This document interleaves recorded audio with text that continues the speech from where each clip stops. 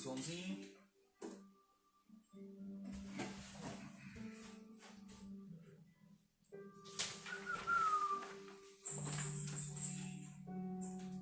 Somzinho legal. Parece com a produção. Isso aí. Já vai compartilhar, né? Para que essa mensagem chegue a alguém.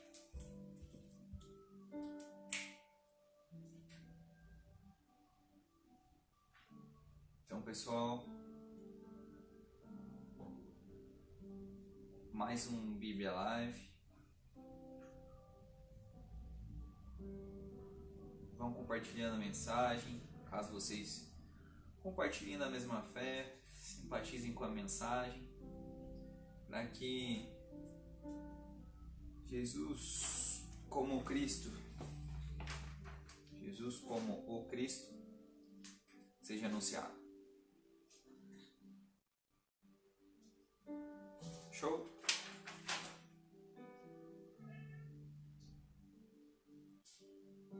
Começamos então? Espera só mais um pouquinho.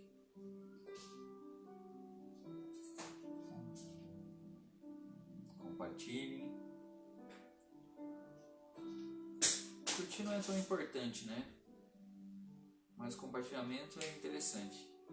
Você tendo 2.000 amigos, eu tendo mais um pouquinho, aí mais pessoas podem escutar essa mensagem. Show? Começamos então? Eu resolvi... Sempre essa pregação, na realidade, nós fazemos todo ano. Então, essa mensagem pode ser que você já... Obviamente, você já tenha ouvido várias vezes. Não necessariamente aqui no Bíblia Live, né? Mas apesar dos anos passando, eu acho que a gente já pregou umas 2 vezes sobre esse mesmo trecho. Mas nós mudamos algumas coisinhas. Algumas informações nós trazemos novas a princípio, ou que não estavam nas outras lives. Mas a princípio agora nós temos trazido também um pouquinho mais de ênfase em algumas partes que talvez deveriam estar na mensagem, né? Show? Até o Bíblia Live passado, que eu preguei essa mesma mensagem, eu coloquei o título de A Fé no Amor de Deus. E quando a gente escuta essa mensagem, muitas vezes você vai notar, talvez ao contrário, você vai olhar para essa mensagem e dizer, nossa, mas esse cara aí de quem está falando, ele é meio complicado, meio bruto, não é esse Deus de amor aí que vocês têm anunciado. Show? Vamos lá então? Iniciamos. Lá em Mateus, no capítulo 18, no versículo 21 ao 35, tem 2 partes que nós vamos conversar dessa mensagem. A primeira, nos 3 primeiros versículos, né? Nos 2 principalmente, né? E depois a gente vai fazer um paralelo lá com Gênesis, onde tem, vamos dizer assim, essa mesma parte da própria mensagem. E na segunda, nós iniciaremos justamente toda essa história que Jesus contou sobre esse servo bom e sobre esse servo malvado, né? Onde ele mostra a misericórdia do rei, porém, parece-me que aqueles que receberam misericórdia não são tão misericordiosos assim. Show? Então, compartilhe essa mensagem. Vamos ler lá em Mateus 18, então. Mateus capítulo 18, do versículo 21 ao 35. Está dizendo assim: Então, Pedro, aproximando-se, lhe perguntou: Senhor, até quantas vezes meu irmão pecará contra mim, que eu lhe perdoe? Até 7 vezes? Respondeu-lhe Jesus: Não te digo que até 7 vezes, mas até 70 vezes 7. Bom, nós já usamos algumas lives para pregar somente isso. Só essa primeira parte do perdão, né? Mas nós vamos prosseguir para que vocês conheçam a segunda história. Por isso, o reino dos céus é semelhante a um rei que resolveu ajustar contas com os seus servos. Por isso, o reino dos céus é semelhante a um rei que resolveu ajustar contas, né, com esses seus servos. E passando a fazê-lo, trouxeram-lhe um que lhe devia 10.000 talentos. Não tendo ele, porém, com que pagar, ordenou o Senhor que fosse vendido ele, a mulher, os filhos e tudo quanto ele possuía, e que a dívida fosse paga. Então o servo, prostrando-se reverente, rogou: Sê paciente comigo, e tudo te pagarei. E o senhor daquele servo, compadecendo-se, mandou-o embora, e perdoou-lhe a dívida. Saindo, porém, aquele servo encontrou um dos seus conservos, que lhe devia 100 denários, e agarrando-o, o sufocava, dizendo: Paga-me o que me deves. Então o seu conservo, caindo-lhes aos pés, lhe implorava: Sê paciente comigo, e te pagarei. Ele, entretanto, não quis. Antes, indo-se, o lançou na prisão até que saudasse a dívida. Vendo seus companheiros o que havia passado, entristeceram-se muito e foram relatar ao seu senhor tudo o que acontecera. Então o seu senhor, chamando-o, lhe disse: Servo malvado, perdoei-te aquela dívida toda, porque me suplicastes. Não devias tu igualmente compadecer-te do teu conservo, como também eu me compadeci de ti? E, indignando-se, o seu senhor o entregou aos verdugos, ou capatazes, até que lhe pagasse toda a dívida. Assim também meu Pai Celeste vos fará, se do íntimo não perdoardes cada um a seu irmão. Bom, a gente tem uma regra básica na hermenêutica, quando a gente está interpretando e trazendo essa parábola para os dias de hoje, que justamente nós não usamos toda a parte como doutrina, como verdade bíblica, mas no sentido de ler um versículo lá e o versículo falar que tem que saber, aquele que falar o nome de Deus no último dia vai ser salvo. Então isso é uma doutrina da salvação. Não, necessariamente, inclusive da parte de Jesus, ele contava algumas histórias. Essa aqui necessariamente, apesar dos tradutores até colocarem, não está falando que seria uma parábola, mas apesar de ter certo peso, vamos dizer assim, de parábola, nós conseguimos ver duas pessoas, um senhor, aliás, tirando o senhor, um servo que foi perdoado a dívida e outro que não foi perdoado, Mas vamos começar lá desde o começo. Então lá em Mateus, no capítulo 18, do versículo 21 ao 22, Pedro, ele se aproxima de Jesus e pergunta, se o irmão dele pecar contra ele, quantas vezes ele tem que perdoar? Não um irmão necessariamente de sangue, mas nós sabemos que a interpretação bíblica, quando nós vemos a palavra irmão, justamente, não seria após, vamos dizer assim, o decorrer bíblico, nós vemos que a palavra irmão ela é associada justamente a essa nova família, a família que o próprio Senhor Jesus formou. Lembra do episódio em que Jesus pregava e a mãe dele chegou lá no templo lá e disse assim: a gente quer falar com Jesus e tal, avisa que a família dele está aqui, porque ele não está nem comendo mais. Aí justamente a resposta de Jesus diante as pessoas que estavam ouvindo era: a minha família são estes, os que fazem a vontade do meu Pai. E justamente ele mudou essa compreensão. Isso não quer dizer que você precisa abandonar a tua família ou alguma coisa assim. É justamente o ensino do valor que ele está passando para nós, até como o corpo de Cristo. Como as pessoas que aceitaram a Jesus como seu único e suficiente Salvador, que elas não devem ser mais vistas como estranho.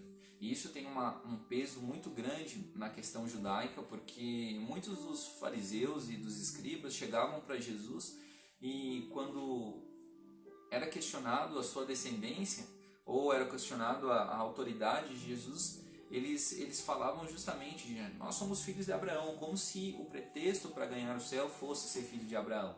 E muitos não são descendentes de Abraão, Então, necessariamente Deus ele amou o mundo como totalidade, não como parcialidade. Então não foi necessariamente isso ou somente esses foram amados por Deus, Tanto que Deus coloca a imagem dele, como a gente conversou no Bible Live passado, como Pai. E essa seria uma das principais formas, vamos dizer assim, de ele se expressar a humanidade, um Deus, falar com a humanidade e dizer que Jesus, aliás, né, falou, se eu não me engano, pela primeira vez que quando estava ensinando nós a orar, dizer Pai Nosso, né? Então ele acabou mostrando uma outra face. Logo as pessoas não viam ele mais como de repente esse Senhor, esse, né, tipo, nesse sentido, vamos dizer assim, muito distante, mas mais próximo, né? Um pai que corrige seus filhos por amor e não necessariamente porque ele queria maltratar, queria jogar a sua ira, ele queria fazer isso, fazer aquilo. Bom, continuando então, nessa parte então, desses 2 versículos sobre o perdão, se nós fizermos um paralelo lá com Gênesis 4, nós conseguimos ver um tal de Lameque. Eu não sei se vocês já apesar de ter 2 Lameques na Bíblia, mas nessa parte seria um descendente de Caim. Lembra Caim? O que Caim fez lá? Amor? Matou o irmão dele.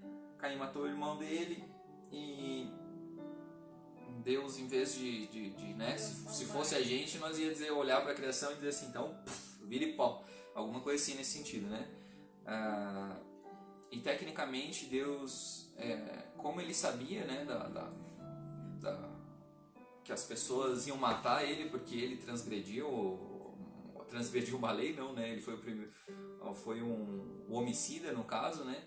E teria matado o irmão dele, derramado sangue até do próprio sangue dele, enfim, ele acabaria, vamos dizer assim, sendo morto por outras pessoas. E aí Deus falou, né? Fez toda aquela história da marca de Caim, né? A qual as pessoas usam até hoje para produzir séries, filmes, alguma coisa. A gente até acompanha alguma dessas séries para ver o que é dito. Algumas são interessantes, mas não são usadas, né, necessariamente no ensino bíblico. E aí ele teve uma descendência. E esse tal de Lameque, que está no Gênesis 4, do versículo 23, é justamente da descendência de Caim. E ele fala para suas esposas. Algumas das igrejas, necessariamente, ou no caso das denominações, elas acreditam num casamento monogâmico, né? Um casamento entre o homem e entre a mulher. E isso e justamente isso, são isso, né, que as instituições pregam, né? A maioria delas, em peso considerável, pregam justamente isso. E eles colocam justamente esse tal de Lameque como se fosse um outro rebelde, né, à lei de Deus em si. Por quê? Porque daí ele teria 2 esposas já, né? Mas mesmo assim eu não vou entrar muito nesse mérito, até porque daí a nossa conversa ia render muito. E eu quero focar na mensagem de hoje, né? Então ele fala assim: disse Lameque às suas esposas, Adá e Zilá: ouvi-me, vós mulheres de Lameque, escutai o que passo a dizer-vos. Matei um homem porque ele me feriu, e um rapaz porque me pisou. 7 vezes se tornará a vingança de Caim, de Lameque, porém 70 vezes 7. Então esse é um paralelo com uma pessoa que justamente era impiedosa. E o que nós vemos lá no versículo 21 e 22 de Mateus, no capítulo 18? O perdão. Então, de um lado a gente tem a piedade e do outro lado a gente tem a impiedade. Algumas das versões bíblicas, inclusive, talvez você veja que esteja escrito 77. Então, eu creio que você, como uma pessoa que está aí plugada na internet, está conectada aos novos ensinos das pessoas e tal, pode justamente pesquisar as origens do hebraico, o que está querendo dizer em Gênesis 4, no versículo 24, se é 77, se é 70 vezes 7. Acredito eu, pelo que eu estudei a princípio, que seja justamente o 70 vezes 7, que possivelmente Jesus usou então como resposta para o discípulo, né? Que lhe perguntou: Senhor, até quantas vezes eu devo perdoar meu irmão? 7 vezes? Né? 7. Bom, não vamos entrar nisso aí também, mas necessariamente ele falou justamente, né? Até jogou alto o número, né? Até pode ser que a gente tenha algumas escolas bíblicas que coloquem o número 7 como uma importância muito grande por causa da numerologia, mas necessariamente não é muito isso que acontece. Outra hora eu venho com esse estudo dos números para nós, mas mais num sentido de rebater, né? Ensinar aquele discípulo dizendo não. Não te digo que até 7 vezes, mas até 70 vezes 7.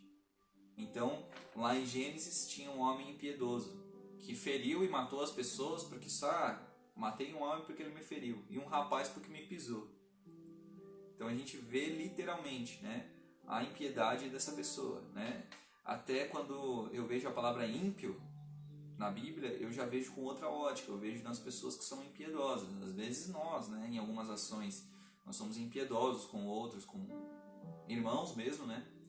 E o que me chama a atenção então de Mateus, no capítulo 18, versículo 21 e 22, é que, no 21 principalmente, na pergunta de Pedro, é que ele perguntou, né, a dúvida dele era se o irmão pecar contra ele. E não falou outra pessoa, necessariamente, que ele não considerava irmão. Ele falou irmão. Então a gente nota que desde aquela época possivelmente haviam atritos entre esses irmãos. Obviamente, nós hoje sabemos que acontecem muitos, né, muitos casos de pessoas brigarem por isso e por aquilo e tal. E qual que era o ensinamento então desses 2 versículos a princípio? Perdoar essas pessoas. Então, serem mais piedosas. E para reforçar, então, Jesus fez o quê? Vamos entrar na segunda história já. Ele coloca, por isso o reino dos céus é semelhante a um rei que resolveu ajustar contas com seus servos. Por muitas vezes nós colocamos Deus como um Deus amoroso, um Deus paciente, e a cultura gospel na realidade fez isso, né? E eu não estou dizendo que Deus não é amor, que Deus não é isso, que Deus não é aquilo, que a gente já falou inclusive em outras lives. Mas querendo ou não, chegará um dia que nós nos encontraremos com o Criador. E necessariamente, né, não vou entrar no aspecto escatológico mesmo, né, no sentido da interpretação que eu acho mais correta ou alguma coisa assim, nós temos que analisar que um dia nosso templo carnal aqui ele vai se desfazer, igual Paulo fala, né? Por mais que a nossa vida passe, né, a gente tem uma promessa, e essa promessa não foi feita justamente por lábios, né, humanos, né? Foi uma promessa feita por justamente Deus, né? Logicamente, né,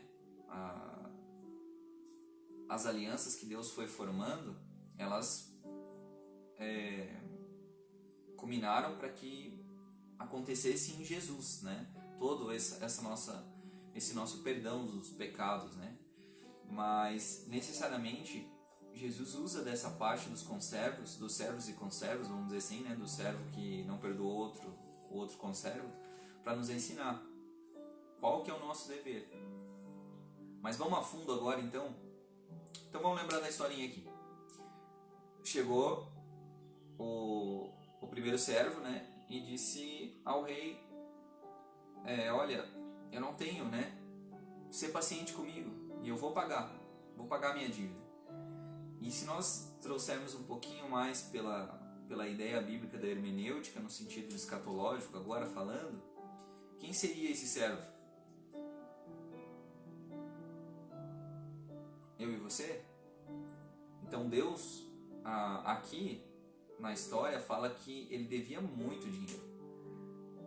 10.000 talentos, ele estaria avaliado numa que fosse hoje os caras lá do mensalão, sabe? Tipo, roubar muito dinheiro mesmo, tipo, necessariamente ter usado muito dinheiro. E ele devia o que não podia pagar. Talvez umas 5, 6 vidas, né? Os descendentes dele teriam que pagar essa dívida. Justamente porque era uma cultura da época, né? Na dívida, né? A pessoa virava literalmente um escravo em si, né? E teoricamente, o que aconteceu? Esse Deus foi lá e disse, ok, eu te perdoo a dívida, né? Tanto que se a gente lê a história bíblica, a gente não tem essa fala, né? Mas no versículo 27 ele fala, e o senhor daquele servo, compadecendo-se, mandou-o embora e perdoou-lhe a dívida. E aí, o que esse servo fez? Ele achou um conservo. O que seria conservo? Está no mesmo nível de servo. Então, outra pessoa que ele devia dinheiro, uma quantia muito menor, e fez o quê? Não perdoou. Fez uma cena ainda, né? Sufocando, agarrando a pessoa e dizendo, paga o que me deves. E aí? O que ele fez? Lançou o cara na prisão e disse, ó, quando você não pagar a minha dívida, você não vai sair daí. E aí as outras pessoas que estavam à volta ouviram aquilo. Disse, epa, tem alguma coisa errada, vamos lá contar pro rei. E contaram para esse rei. E esse rei, quando ficou sabendo, disse, para mim é uma das partes mais pesadas da Bíblia, necessariamente, no sentido de que se essas palavras vêm de Deus, é uma das palavras mais pesadas a qual ele poderia ter falado para um dos seus discípulos, que talvez, no caso, aqui na história é chamado de servo, mas a gente pode ver os filhos de Deus, inclusive, ou pelo menos aqueles que se dizem filho, tendo essa mesma prática, não perdoando as pessoas. E aí ele fala o seguinte, servo malvado, perdoei-te aquela dívida toda, porque me suplicastes. Não devias tu igualmente compadecer-te do teu conservo, como eu me compadeci de ti? E indignando-se, o seu senhor o entregou aos capatazes, aos verdugos, até que lhe pagasse toda a dívida. Assim também meu Pai Celeste vos fará, se do íntimo não perdoardes ao seu irmão. Entende? Não se trata de uma maldição de Deus, mas se trata do que nós estamos plantando. É perdão? É rancor? E aí? Será que a gente tem pedido só verticalmente o perdão? Ah, Senhor, me perdoa pelos meus pecados. A partir de hoje eu vou colocar um terno e uma gravata, eu vou sair do meu emprego, eu vou começar a fazer isso, vou fazer aquilo, sendo que necessariamente você não precisa fazer nada disso, obviamente, né? Mas vamos dizer assim, eu vou me dedicar a ti. E aí, só vou citar um exemplo aqui, né? Até a gente estava conversando ontem sobre isso. Mas aí eu começo a pregar o evangelho, viro pregador da palavra. Aí sou chamado para ir em vários lugares, isso, aquilo. Desenvolvo um talento de oratória violento e a galera começa a me chamar para pregar nos lugares e eu tô lá em cima, lá no topo, sou referência igual dos caras lá e tá, blá blá blá blá blá blá blá. Mas aí eu sou fariseu, que quando tem alguém pedindo ajuda eu passo do outro lado da rua. Mas aí eu sou as pessoas que deveriam ter recebido Cristo e transformado a vida delas. Mas aí eu sou a pessoa que sou impiedosa. E aí? Será que nós somos tão diferentes desse servo aí que não perdoou o conservo dele? Se somos meio parecidos, devemos mudar. E quem sabe seja a partir de hoje. Quem sabe seja já um problema que a gente vem tentando resolver com o tempo, né? Não é o Dudu aqui, é a palavra de Deus. Não é o Dudu que está dizendo, vamos mudar agora. Não, necessariamente é a própria palavra que está ensinando. Não precisava, se eu lesse só a parte aqui de Mateus 18, 21 ao 35, já dava pra gente perceber um monte de coisas. E não precisaria o Dudu tentar explicar, falar de algum jeito, dar um exemplo, dar isso, dar aquilo. Show? Ok, então esse nosso perdão que a gente deve pedir, ele tem que ser vertical, mas também tem que ser horizontal. E eu creio que através desses valores que nós vamos adquirindo durante a vida, em Cristo, porque justamente nós, depois que conhecemos a Cristo, nós não pedimos perdão porque o cara pode virar o meu chefe, o cara não quero deixar um ambiente ruim de trabalho, não, a gente pede o perdão justamente por Cristo, pelo ensinamento dele, né? Não faço bem porque eu vou para o céu, não faço bem porque eu necessariamente preciso ganhar pontinhos com Deus para que um possível galardão se encha, se é que eu sei o que é esse galardão em si. Show? E eu faço por quê? Por amor a Cristo. Não faço porque no futuro eu acho que minha alma será mais evoluída nisso, naquilo, nesse sentido e tal. Eu faço pelo por aquelas chamadas cartas vivas que Paulo falava, que demonstram o Evangelho e demonstram, né? Demonstrar aqui hoje. Show? Charles Spurgeon é uma das referências aí que nós temos de pregador e tal, e ele fala uma frase muito pesada: a menos que você perdoe o seu próximo, estará lendo a sua própria sentença de morte ao orar o Pai Nosso. Essa foi uma das frases que Charles Spurgeon fez, né, ou divulgou em si, né, no sentido de que quando nós lemos ou oramos necessariamente o Pai Nosso dizendo assim: Pai, perdoa as nossas dívidas, assim como nós também perdoamos aqueles que nos tenham ofendido, né? Em algumas versões está um pouquinho diferente, uma palavrinha a menos e tal, mas necessariamente o sentido é o mesmo. Mas o que isso quer dizer? Quando a gente volta para essa história do conservo, a gente entende.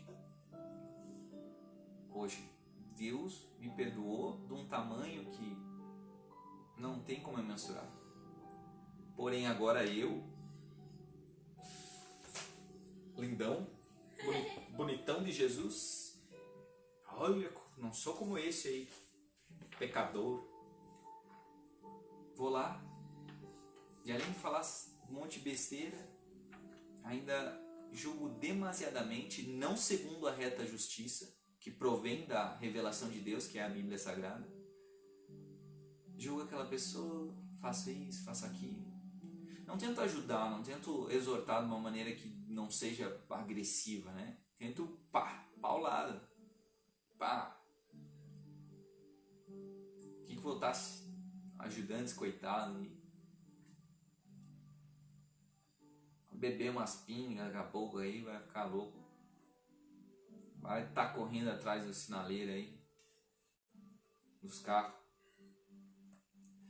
E o que me leva para o começo de novo, dos 2 primeiros versículos, do 70 vezes 7, nós estamos, não sei o que deu, é que a gente tem uma calculadorinha agora no cérebro e a gente está calculando os perdões que meu irmão comete contra mim. Tem um contadorzinho lá e tal. Então eu escolho o nome da Izzy, abro o meu Excel lá na minha cabeça e coloco da Izzy. Da Izzy, nossa, 20 vezes já perdoei a da Izzy já. Daí, outro dia, 21, tá, outro dia 22. Eu tô contando, eu até multipliquei aqui 70 vezes 7. Comecei a usar até a outra versão do hebraico, se bem que no caso da Septuaginta ficaria difícil a gente ver 77, por isso que se traduz como 70 vezes 7, né, que é uma versão em grego necessariamente. Mas daí eu tô lá, contando mais e mais, tuc. Aí quando der o 77, ou 70 vezes 7 em si, né, se for um pouquinho mais, aí eu digo: pronto, finalmente, agora eu não preciso perdoar essa pessoa. Meu amigo, eu quero te deixar uma revelação de Deus aqui. Gostou dessa? Eu gosto de dar essas ênfases aí da galera. Se fosse 77 ou 70 vezes 7, você já estava perdido, meu amigo. Em relação a Deus, nós já estaríamos condenados. Até Paulo, né, dá umas ênfases necessariamente nesse sentido, né? Será que se Deus também tivesse essa calculadorinha e colocasse assim os seus pecadinhos também, assim, dizendo assim: aí, aqui. Cara, em menos de 3 meses você já estava no inferno. 3 meses. Não, eu tô citando um por dia aqui, né? Pra ser leviano. E agora nós, todos cheios dessa pomposidade, porque nós ganhamos um título, um cargo que necessariamente não tem a direção do dom, porque o dom é uma coisa, cargo é outra. Não perdoamos mais. Porque eu tenho uma estrelinha no peito agora. Esse aqui não merece meu perdão. Aquele merece. Ah, mas olha o que ele fez pra mim para poder ser perdoado. Sendo que às vezes esse perdão tem que surgir da gente, né? Às vezes a pessoa também não vai pedir perdão pra você.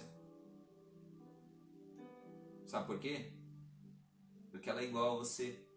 É igual esse servo aqui que quando acha outro conservo, em vez de perdoar a dívida que lhe foi perdoada, o que faz? Condena, cobra, né? É ruim, né? É tão ruim isso.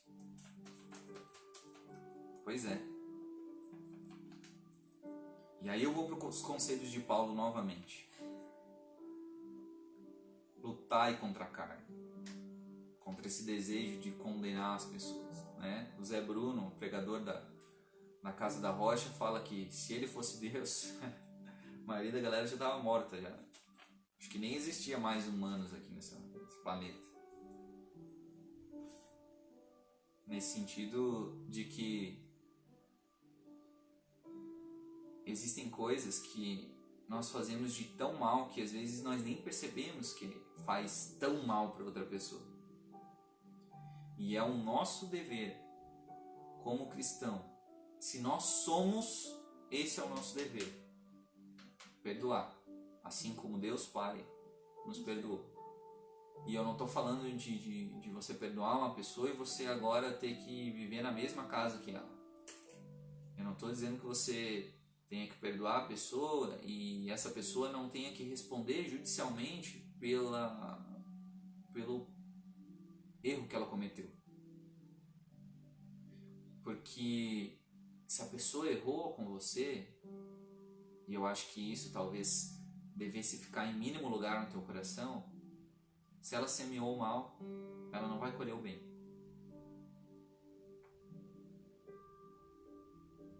Se ela semeou o bem, o que ela vai colher? Você hoje faz o bem por quê? E às vezes a gente vai plantar o bem, mas não vai colher. Vai que eu, ou a Daís, ou qualquer outra pessoa necessariamente venha falecer. Porém a Bíblia nos fala que se não desfalecermos, nós veremos os frutos. E eu oro a Deus principalmente para que Ele ilumine a mente das pessoas, realmente do grego metanoia lá, tem uma mudança de mente nas pessoas, para que elas comecem a enxergar o outro como uma alma, de repente até como um filho de Deus, como um irmão. E se ainda não for por causa das nossos achismos bíblicos, dizer não, até aqui você é criatura e depois você é irmão, depois você é filho, tudo bem, mas enxergue como uma vida que é preciosa para Jesus. Aquele mesmo Deus, inclusive, que não vê prazer na morte do ímpio, né? Eu sei que eu não tiro versículos às vezes isolados da Bíblia, justamente eu explico os contextos e tal, mas tem uns que nem precisa. Que nós complicamos tanto a Bíblia e a vida dos outros que necessariamente nós ficamos naquele crentelhês, sei lá, o evangeliquez, que nós esquecemos de Jesus.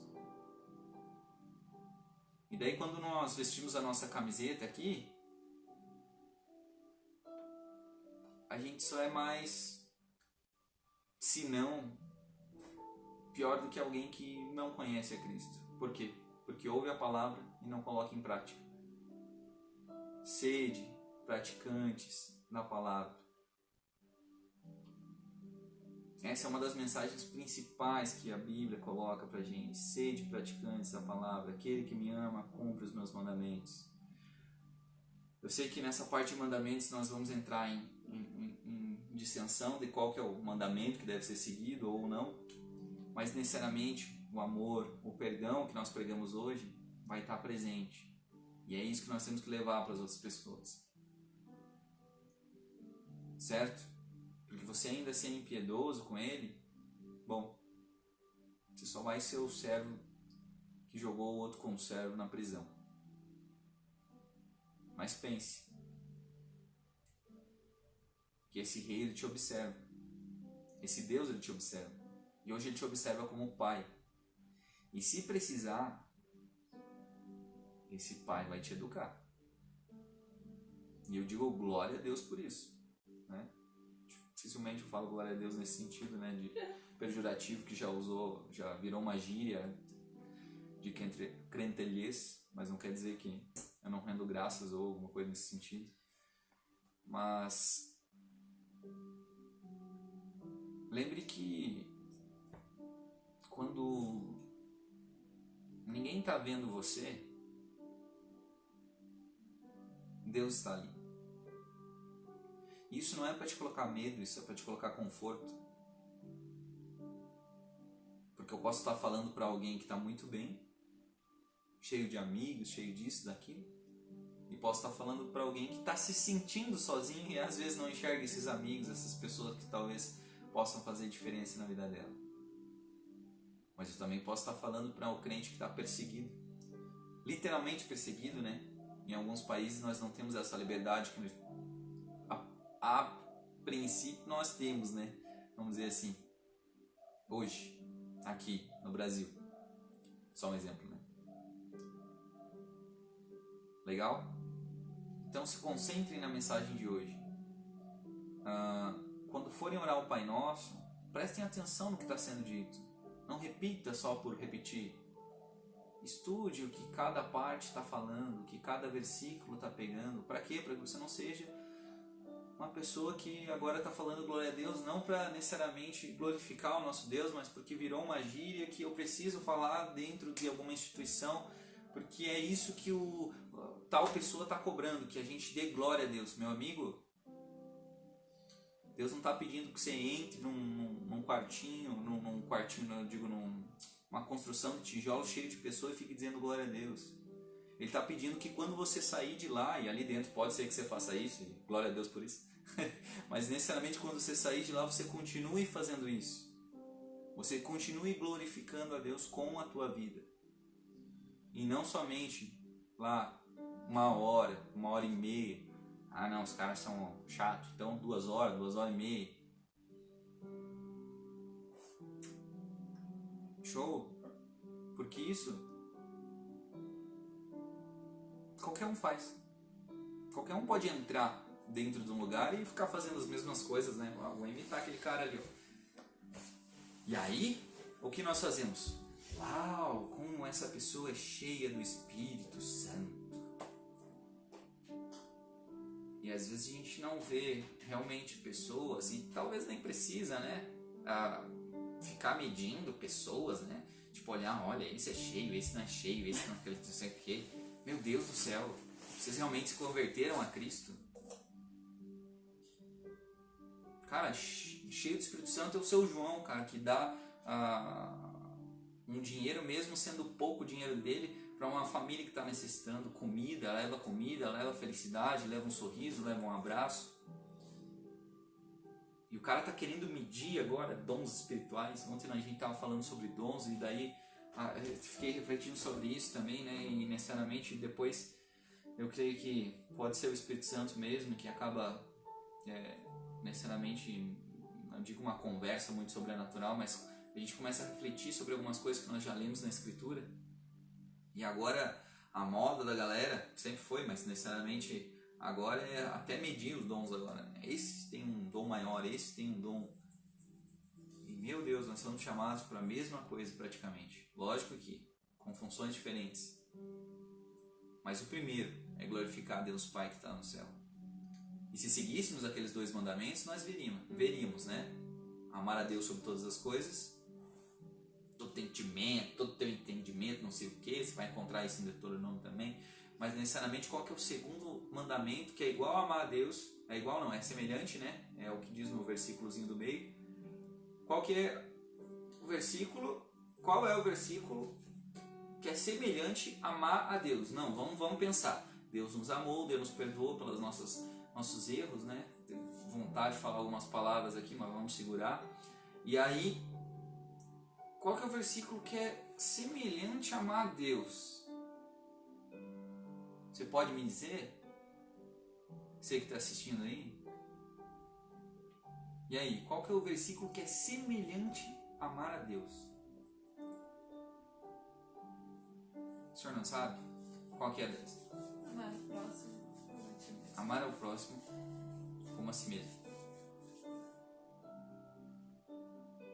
Às vezes nós nos amamos tanto que a comida não pode passar para o outro. que a roupa não pode passar pro outro. Coisa simples, né? Você ser um ricão ali, sair distribuindo dinheiro e tal, se conseguir, beleza. Mas não se trata do dinheiro. Não se trata do presente que a gente vai dar para a pessoa. Nesse sentido, né? No sentido material. Se trata do amor de Deus que agora nós conhecemos. E agora nós devemos praticá-lo. Para quê? Para que nós não sejamos somente ouvintes da palavra, mas também praticantes. Beleza?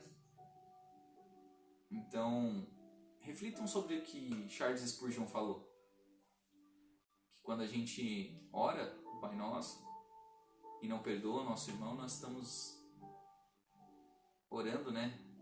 Batendo o martelinho um pouquinho sobre a nossa própria sentença de morte. Faz sentido? E por mais que necessariamente o que ele falou também não possa ser usado como doutrina e nem vamos usar, usem a palavra. Ah, Dudu, mas eu também não posso porque essa é uma parábola e o senhor conhece muito bem as regras da hermenêutica, a gente não usa isso como doutrina, mas e os outros ensinamentos bíblicos? E aí? Será que seremos tão arrogantes a ponto de nunca mais falar da palavra graça? Imerecido? Favor imerecido? Porque você acha mesmo que aquele servo ali que usou e abusou das coisas, ou o outro que gastou um pouquinho menos do conservo e tal, acha mesmo que eles são merecedores desse perdão?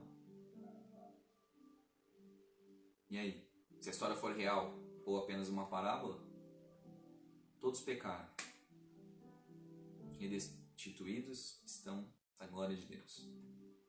Porém, vamos fazer uma mapinha, né? Vamos deixar esse meio aqui, vamos ir para o anterior, Adão pecou, ok, depois várias pessoas pecaram, inclusive esse Lameque aí que vivia no tempo, como é que eu vou falar? Anterior ali ao dilúvio, aí necessariamente a saída do povo do Egito e tal, blá blá blá, terra prometida, ok, e depois agora, o sacrifício de Jesus, na ressurreição de Jesus, que eu acho que é talvez a ênfase que a gente tem que dar mais, né? Porque assim como morremos no primeiro Adão, e não podemos ser aquelas pessoas que vão dizer, não, a gente não teria comido do fruto, a gente não teria feito isso, não teria feito aquilo, crie vergonha na sua cara. E aí, lá no futuro, né? Voltando, né? Apesar de ser passado, né? Agora a gente tem o sacrifício de Jesus e a sua ressurreição nele, né? No primeiro Adão morremos e também morremos com Cristo. É isso que as Escrituras dizem. Mas também fomos vivificados nele. Entende? E quando Paulo, por exemplo, fala da ressurreição, ele fala com a convicção de algumas coisas presentes no momento, né? De pessoas que não criam na ressurreição, de pessoas que tentavam colocar alguns probleminhas na hora da ressurreição. E Jesus sempre falava, né? Justamente das pessoas, respondendo para as pessoas sobre os ensinamentos até que eles deveriam saber para aquele momento. Eu não estou dizendo que vai aparecer alguém com novas revelações, apesar de já ter acontecido, né? Supostas novas revelações, mas que tal você, cumprindo somente a Escritura que a gente já tenha? Será que é um grande desafio? Pode ser, né? E talvez você que esteja meio afastado, né, dos caminhos do Senhor, possa voltar-se novamente, né, voltar para o próprio Cristo novamente, para Jesus novamente. Eu não estou falando isso de instituição religiosa ou não, mas eu estou falando a Cristo. Porque alguns milagres já andam acontecendo pelo mundo. Algumas pessoas já estão renunciando à teologia da prosperidade. Algumas pessoas já estão criando um desagrado por tentar comprar a salvação, tentar comprar favores de Deus, isso, aquilo e tal. Mas e que tal a gente fazer o básico? Amar e perdoar. É uma boa dica para essa semana? Então, que Deus abençoe a tua vida, que você possa compartilhar esse vídeo. Quer falar alguma coisa? E necessariamente reflita sobre essa mensagem. Leia de novo, né? Mateus 18 ali. Leia um pouquinho antes, leia o capítulo posterior, comece a fazer essas relações. Por quê? Porque talvez não seja eu que vou levar uma mensagem para você que vai mudar a tua vida. Mas a mensagem que eu estou levando é a dele. A mensagem que você vai ler é a dele. Não sou eu. Não é a da Izzy. Show? Então, faça esse favor. Dê uma chance a Deus. Dê uma chance a Jesus. Abra o teu coração. Eu oro para que o Espírito Santo ele toque o teu coração. Eu não estou falando de nenhum arrepio, nenhuma coisa, isso ou outra. Se houver, beleza. Mas eu estou falando do próprio Deus encarnado, que verbo, que virou carne, viveu entre nós, nos ensinou, morreu por nós, ressuscitou e nos prometeu que ia voltar, que ia preparar morada. É esse que está falando com você agora, e não eu. Amém? Então um abraço, que Deus abençoe vocês.